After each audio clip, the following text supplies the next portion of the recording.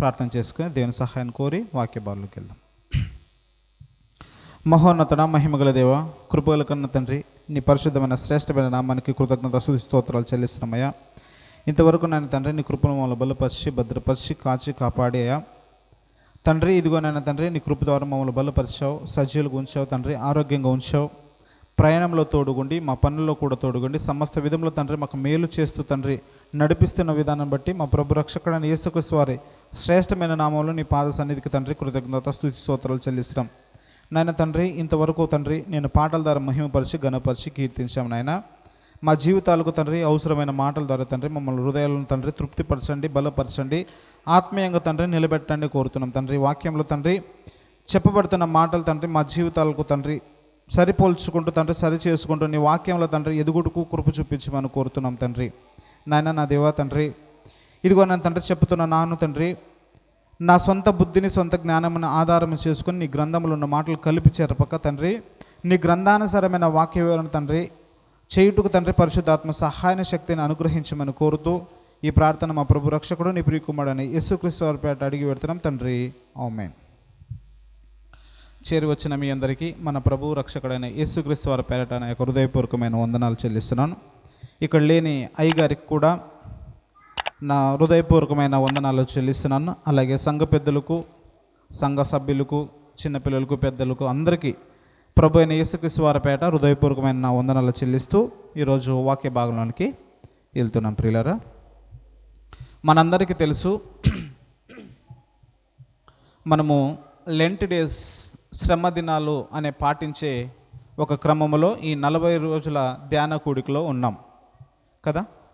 ఈ 40 రోజుల ధ్యాన కూడికని ప్రారంభించడానికి ఎర్లీ క్రిస్టియన్స్ అంటే ప్రారంభపు శతాబ్దంలో అంటే సుమారుగా 325 సంవత్సర కాలంలో ఈ లెంట్ డేస్ అన్నది సంఘంలోనికి ప్రారంభం చేయబడింది. కారణం ఏంటంటే అప్పుడప్పుడే శ్రమ నుంచి బయటపడిన ఈ క్రైస్తవానికి యేసుక్రీస్తు గురించి సంపూర్ణంగా తన జీవిత చరిత్రను అధ్యయనం చేయడానికి ఈ 40 రోజుల ధ్యాన కూడిక అని ప్రారంభించారు.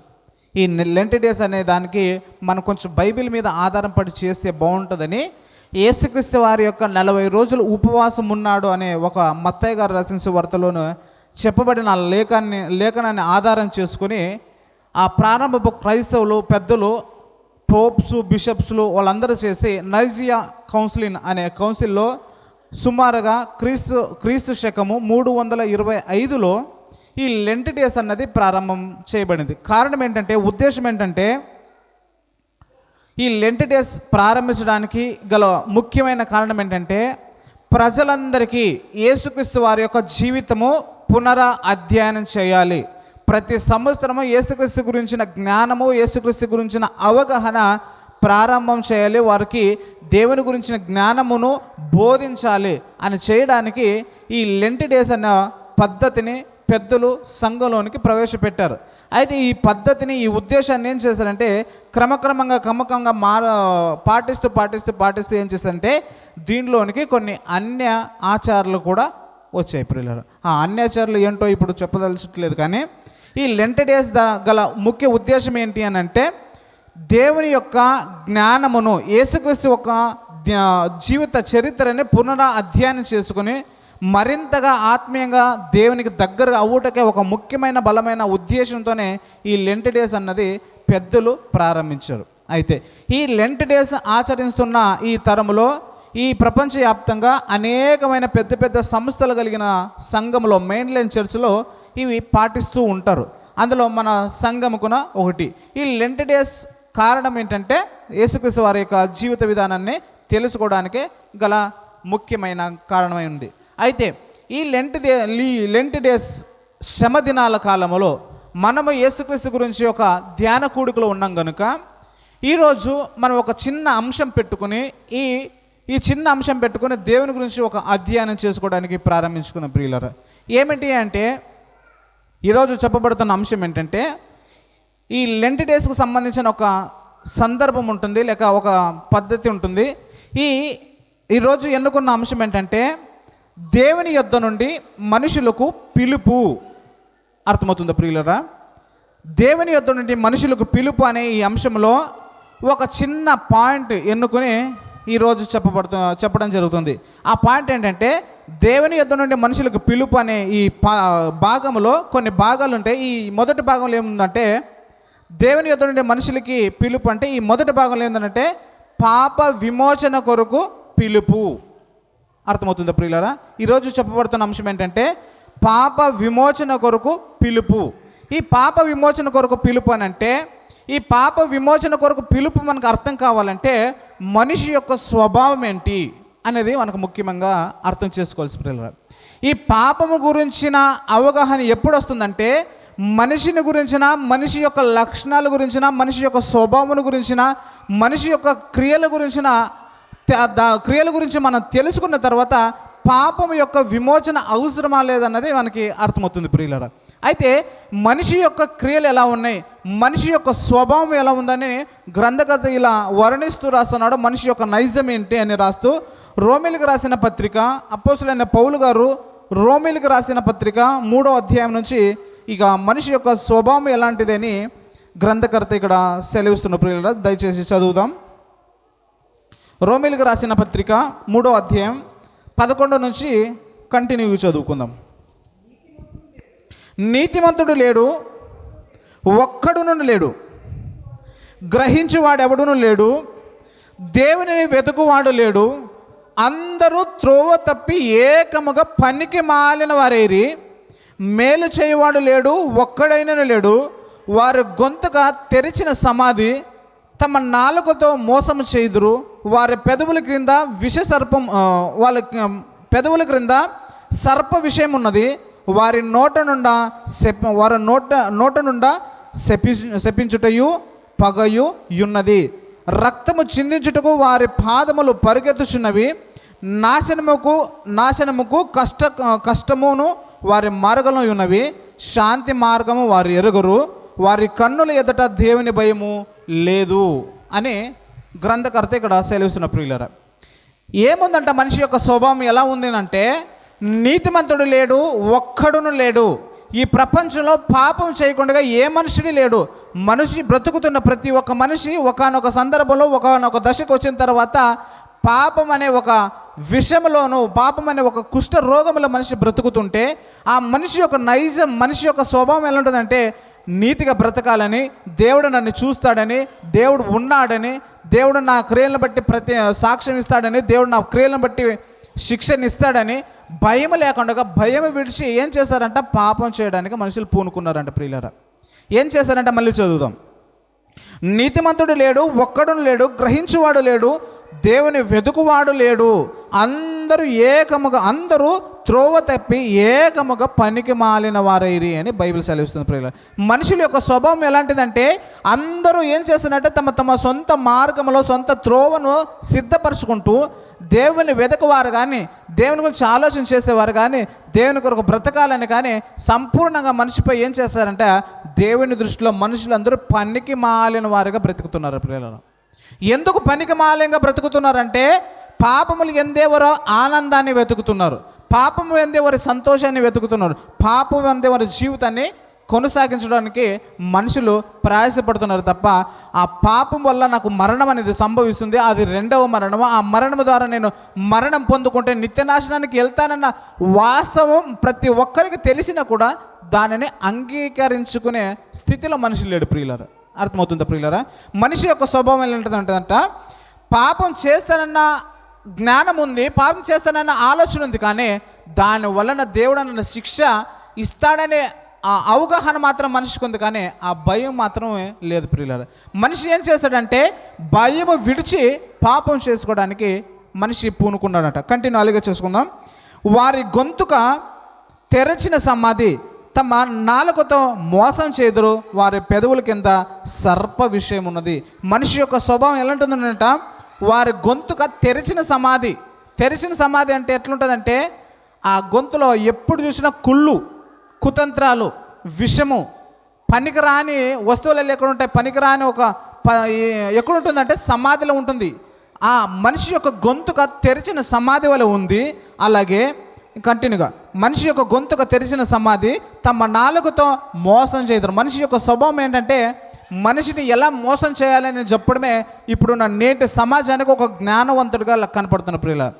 మనిషిని ఎలా మోసం చేయాలి అని నేర్చుకోవడమే ఇప్పుడు ప్రపంచంలో వాడు నంబర్ 1 జ్ఞాని.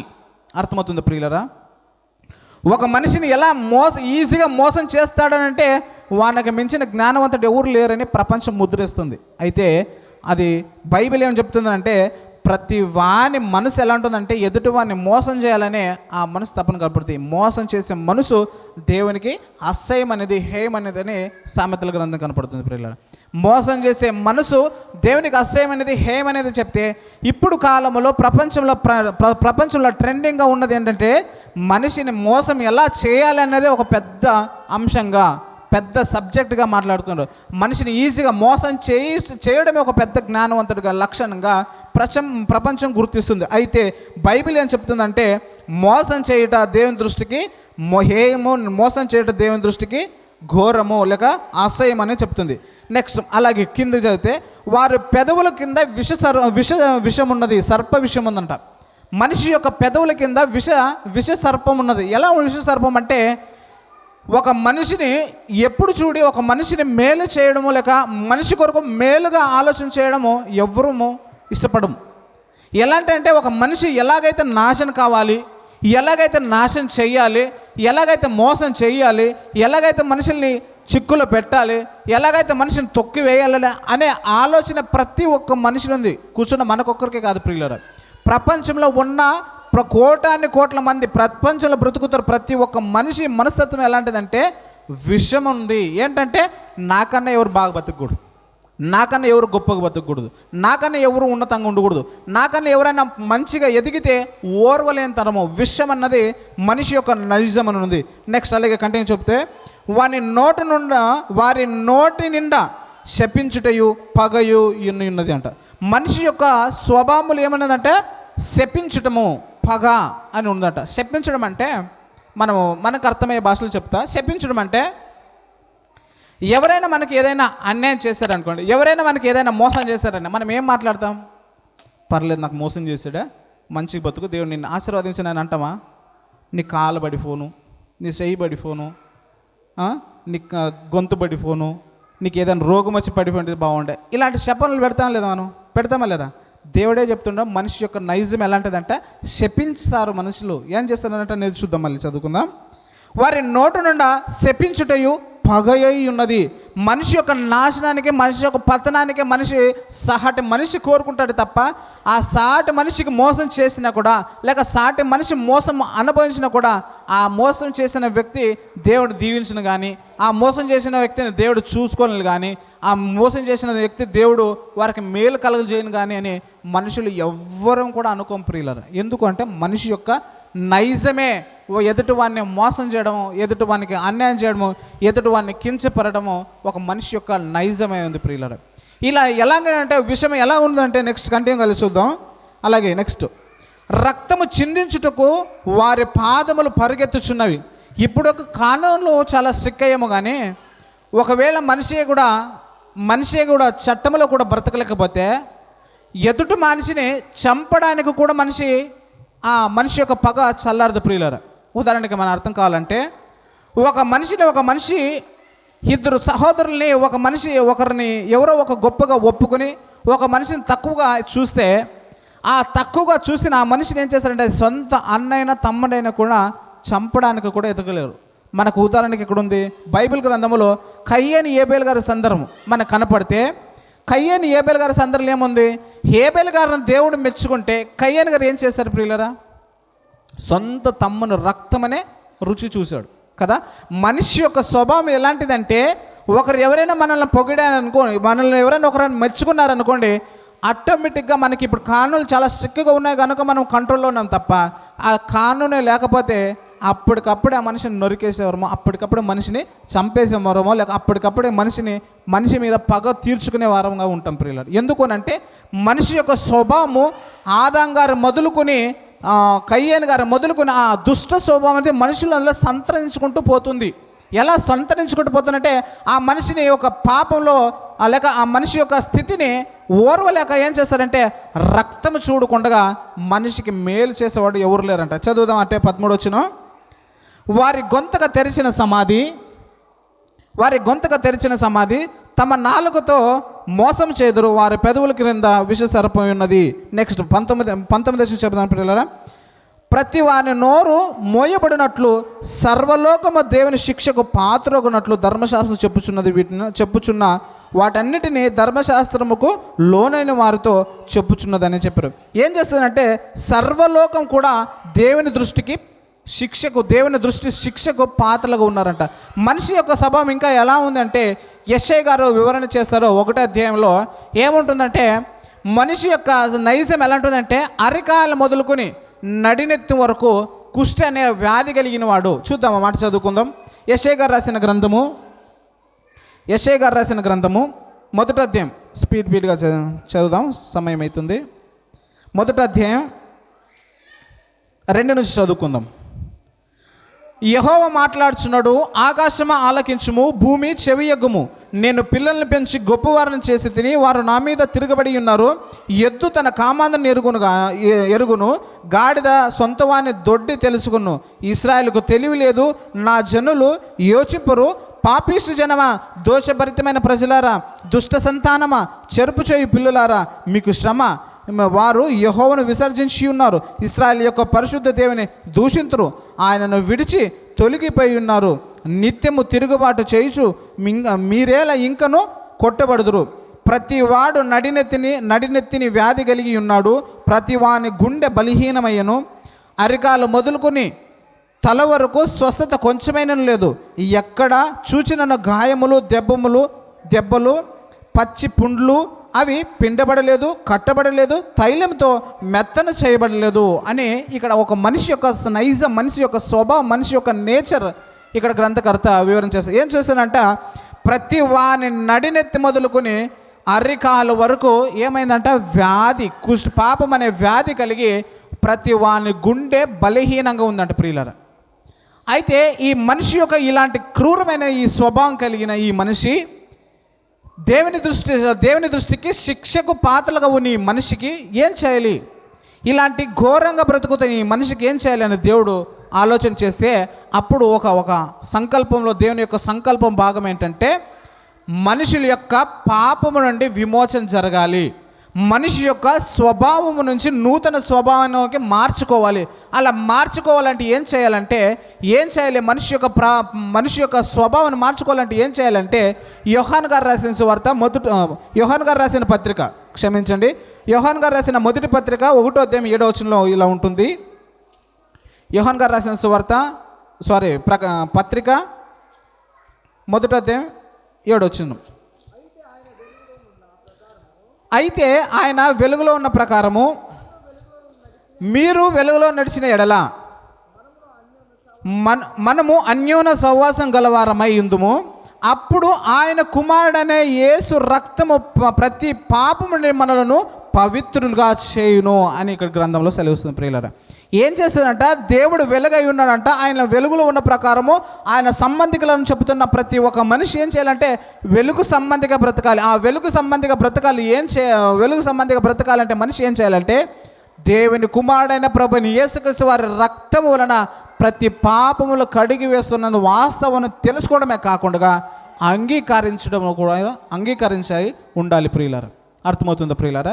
ప్రతి వాని పాపము యేసుక్రీస్తు వారి రక్తము వలనే పవిత్రపరచబడుతుంది తప్ప ప్రపంచంలో ఈ రోగానికి సంబంధించిన వైద్యము ఎక్కడా దొరుకుతలేదు ప్రియులారా. మనిషి యొక్క స్వభావమే పాపమైతే, మనిషి యొక్క నైజమే పాపమైతే ఆ మనిషి యొక్క పాపానికి, ఆ స్వభావానికి మనిషి ఏ విషయంలో కూడా దానికి మందు కనబట్టలేదు. కానీ ప్రపంచంలో ఆ పాపం అనే రోగానికి, పాపం అనే ఆ కుష్టి వ్యాధికి ఏకైక ఆయుధమే, ఏకైక ఔషధమే ప్రభు అయిన యేసుక్రీస్తు వారి రక్తము అని బైబిల్ సెలవుస్తుంది. అయితే ఈ యేసుక్రీస్తు వారి రక్తం వల్ల మనకేం కలుగుతుంది అని అంటే, యేసుక్రీస్తు వారి రక్తం వలన ఏం కలుగుతుందంటే దేవుడు పిలుస్తున్నాడు, మీరు పరిశుద్ధులగుటకే మిమ్మల్ని పిలిచానే తప్ప అపవిత్రులకు ఉండుటకు మిమ్మల్ని పిలవలేదని తెస్సలోనికీయులకు రాసిన పత్రిక 4వ అధ్యాయంలో ఉంటుంది ప్రియులారా. తెస్సలోనికీయులకు రాసిన పత్రికలో 4వ అధ్యాయం 7వ వచనం త్వరగా చదువుకుందాం. తెస్సలోనికీయులకు రాసిన పత్రిక 4వ అధ్యాయం 7వ వచనం చదువుదాం. పరిశుద్ధులగుటకే దేవుడు మనలను పిలిచిండు కానీ అపవిత్రులుగా ఉండుటకు పిలువలేదు అని బైబిల్ సెలవిస్తుంది. ప్రియులారా, మన అంశం ఏంటంటే పాప విమోచన కొరకు దేవుడు పిలిచాడంటే ఎలా పిలిచాడు అని అంటే మనుషులు పరిశుద్ధంగా బ్రతకాలని. మనుషులు పరిశుద్ధంగా బ్రతకాలి అని అంటే ఏం చేయాలంటే ప్రభు అయిన యేసుక్రీస్తు వారి రక్తములు తమ పాపములు కడుగుకోవాలి. ఆ మనిషి యొక్క పాపములు యేసుక్రీస్తు వారి పరిశుద్ధమైన రక్తములు కడుక్కుంటే పరిశుద్ధులు అవుతారు. ఆ పరిశుద్ధత మనిషి యొక్క క్రియలను బట్టి, మనిషి యొక్క స్వభావం బట్టి, మనిషి యొక్క చేస్తున్న పనులు బట్టి రావట్లేదు.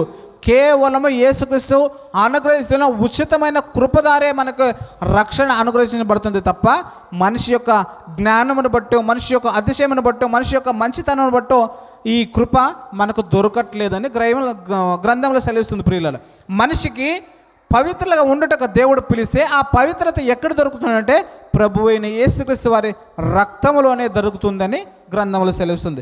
Next continue. అలాగే మనుషులు పరిశుద్ధంగా ఉండాలంటే ఏమేమి చేయాలి అని పై నుంచి రాసుకుంటూ వస్తున్నాడు భక్తుడు. 3వ వచనం నుంచి చదువుకుందాం. అదే తెస్సలోనికీయులకు రాసిన పత్రిక, 1 తెస్సలోనికీయులకు రాసిన పత్రిక 4వ అధ్యాయం 3 నుంచి కంటిన్యూ చదువుకుందాం. మీరు పరిశుద్ధులు అగుటయే అనగా మీరు జారత్వంకు దూరంగా ఉండుటయే దేవుని చిత్తము. మీలో ప్రతివాడు దేవుని ఎరుగునని అన్యజనువలే కామాభిలషందు కాక పరిశుద్ధత ఎందును ఘనత ఎందును తన ఘటములు ఎట్లు కాపాడుకోవాలని ఎరిగి ఉండుటయే దేవుని చిత్తం అంట. ఎట్లా ఉండాలి అని అంటే దేవుడు నా కొరకు ఈ లోకానికి వచ్చాడు, నా పాపముల నిమిత్తమే ఆయన శ్రమపడ్డాడు, ఎన్నో ఇబ్బందులు పడ్డాడు, నా పాపముల నిమిత్తమే ఆయనను సిలువలో క్రూరంగా హింసించాడు. నిజము వాస్తవము, ఆ శిక్షకు అర్హుడు నేను. ఎందుకనంటే నేను పాపం చేశాను, నేనే అతిక్రమం చేశాను, నేనే దేవుని దృష్టికి ఏం చేశానంటే శిక్షకు పాత్రుడు నేను అనే వాస్తవాన్ని గ్రహించి తమ శరీరాలను పవిత్రపరచుకుని ఎట్లా కాపాడుకోవాలని దేవుని యందు ఆశపడి, దేవుని యందు తపన కలిగి బ్రతకడమే దేవుని చిత్తం. ప్రియులారా, తన శరీరంలో పరిశుద్ధపరచుకోవడమే దేవుని చిత్తం. ప్రియులారా, ఆ పిలుపు ఎక్కడి నుంచి వస్తుందంటే పరలోకం నుండి, దేవుని యొద్ద నుండి మీరు పరిశుద్ధులుగా బ్రతకాలి అంటే మీకు ఏం చేయాలి అని అంటే పాప విమోచన జరగాలి అని దేవుడు పిలుస్తున్నాడు. ప్రియులారా, ఆ పాప విమోచన చేసుకోవడానికి మనం సిద్ధపడుతున్నామా? మనమేమో యేసుక్రీస్తు వారు శ్రమపడ్డాడని నామకార్థంగా 40 రోజులు మాత్రం ధ్యాన కూడికకు చేసుకుని వింటున్నాం వెళ్ళిపోతున్నామేనా?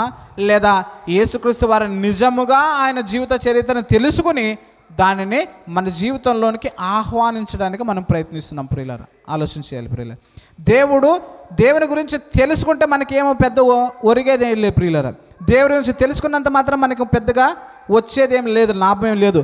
దేవుని గురించి తెలుసుకున్న తర్వాత మనమున్న పాత స్థితిని విడిచిపెడితే, ఆ పాత స్థితిని విడిచిపెట్టి మనం మేలు పొందుకుంటేనే తప్ప మనకి అది దేవుని దృష్టిలో మనము నీతిమంతులుగా తీర్చబడము. అది ఎక్కడ జరుగుతుందంటే ప్రభు అయిన యేసుక్రీస్తు వారి పరిశుద్ధమైన రక్తంలో మాత్రమే కలుగుతుంది. 5వ అధ్యాయము 23-24 వచనం చదువుకుందాం. తెస్సలోనికీయులకు రాసిన పత్రిక 5వ అధ్యాయం 23-24 వచనం. ప్రియులారా, స్పీడ్గా చదువుకుందాం. సమాధానకర్తయగు దేవుడే మిమ్మును సంపూర్ణంగా పరిశుద్ధపరచునుగాక, మీ ఆత్మయు జీవమును శరీరమును మన ప్రభు అయిన యేసుక్రీస్తు రాకడి యందు నిందారహితులుగాను సంపూర్ణంగా ఉండునట్లు కాపాడబడునుగాక. మిమ్మల్ని పిలిచినవాడు నమ్మకమైన వాడు కనుక అలాగూ చేయును అని సెలవిస్తున్న. ప్రియులారా, దేవుడు మనలను పాప విమోచనకరు పిలిచాడు. ఆ పాప విమోచనకు పిలిచిన వాడు ఏమంటే ఆ దేవుడు నమ్మకమైన వాడు, ఆయన నీతి కలిగిన వాడు, న్యాయం కలిగిన వాడు, ధర్మం కలిగిన వాడు, ప్రేమ కలిగిన వాడు, సత్యవంతుడైన ఆ దేవుని యొద్ద నుంచి మనకి పిలుపు ఏమొచ్చిందంటే పాప విమోచన కొరకు ఆయన పిలుపు వస్తే ఆ పాప విమోచన కొరకు మనము ఆ పిలుపును అంగీకరించి మన జీవితంలో ఆహ్వానించి పాపములను ప్రభువైన యేసుక్రీస్తు వారి రక్తములు మనం కడుక్కుంటే పరిశుద్ధపరచబడతాం. ఆ పరిశుద్ధపరచబడిన తర్వాత మనం ఏం చేయాలంటే పరిశుద్ధ ఆత్మ సహాయం వలన ప్రార్థన యందును వాక్య పఠనం వందును వినటం వలన మనం ఏం చేయాలంటే దేవుని పట్ల ఎక్కువ మక్కువను చూపిస్తూ ఆత్మీయంగా బలపడడానికి, ఆత్మీయంగా ఎదగడానికి మనం ప్రయత్నం చేయాలి. ప్రియులారా, అలా చేస్తే దేవుడు ఒక రెండవ రాకడ యందు, యేసుక్రీస్తు యొక్క రెండవ రాకడ యందు దేవుని దృష్టికి నిందారహితులుగాను మన జీవితాలు మనం అర్పించుకుంటే, మన జీవితాలు మనం దేవునికి సమర్పించుకుంటే అది దేవునికి అంగీకారం అయితే ఆయన నుండి లోకానికి మనలను తీసుకెళ్తాడు ప్రియులారా. లేదు మనము నామకార్థంగా ఈ 40 రోజులు ధ్యాన కూడికంగా ప్రపంచమంతా జరుగుతుంది, మనం కూడా జరిగించుకోవాలి అని అంటే ఒకనొక సందర్భంలో యేసుక్రీస్తు ఒక రెండో రాకడ జరుగుతుంది ప్రియులారా. అప్పుడు ఆ దేవుని దృష్టిలో ఆ దేవుని చేతులు పడుట మహాభయంకరమని గ్రంథాలు శైలిస్తుంది ప్రియులారా. మత్తయి గారు రాసిన సువార్తలో 10:28 ఇలా ఉంటుంది ప్రియులారా. మత్తయి గారు రాసిన సువార్త 10:28 చూసుకొని ముగించుకుందాం. మత్తయి గారు రాసిన సువార్త 10:28.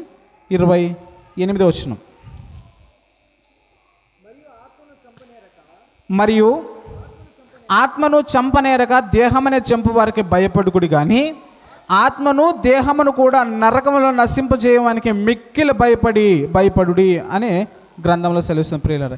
ఏం చేయాలి అంటే మనము కేవలం దేహాన్ని చంపవారికి భయపడేది పెద్ద పని కాదు. అది భయపడినా కూడా మనం భయం వచ్చినా కూడా మనకు పెద్దగా నష్టమేం లేదు. కానీ ఆత్మను దేహమును నరకములు వేసి నశింపజేయవాడైన దేవునికి మనం భయపడితే మన జీవితాల్లో ధన్యకరంగా ఉంటుంది ప్రియులారా. ఆ దేవుడే లేడనే స్వభావాన్ని రోమియోల పత్రికలు ఏముంది, దేవుడిని వెదులాడలేడు, సంపూర్ణంగా దేవునికి భయపడకుండా భయము విడిచి మనుషులు పాపం చేసుకునడానికి పూనుకున్నారు పిల్లలు. అలాంటి భయానకమైన స్థితిలో మనం ఉండకుండా క్రైస్తవులను చెప్తున్న మనము ప్రభు అయిన యేసుక్రీస్తు వారి ధ్యాన కూడికలో మనం ఉండి ఆయన ధ్యాన కూడికలో యేసుక్రీస్తు వారి జీవిత పరమార్థాన్ని అర్థం చేసుకుని ఆయన యొక్క చిత్తం మేరకు ఆయన ఈ లోకానికి ఎలా వచ్చాడో, తండ్రి అయిన దేవుని చిత్తం మేరకు ఆయన ఈ లోకానికి ఎలా వచ్చాడో, ఆయన వచ్చిన విధానం ఏంటో, వచ్చిన కారణం ఏంటో, ఆ కారణానికి నేను ఏదైనా తప్పిపోతున్నానా లేక ఆ కారణం వలన ఆ చిత్తంలో నేను కూడా బ్రతుకుతున్నానని మనం ఆత్మ విమర్శన చేసుకుంటే ఆ ఆత్మ విమర్శనలో పరిశుద్ధాత్మ అనే వరము మనకి పాపాన్ని ఒప్పుకోలు చేసిన ప్రియులారా. ఆ పాపాన్ని ఒప్పుకోలు చేసుకున్న తర్వాత ప్రభువుని యేసుక్రీస్తు వారి రక్తముల ద్వారా మనం పాపములు కడుక్కుంటే మనము శుద్ధీకరించబడతాము, నూతన పరచబడతాం.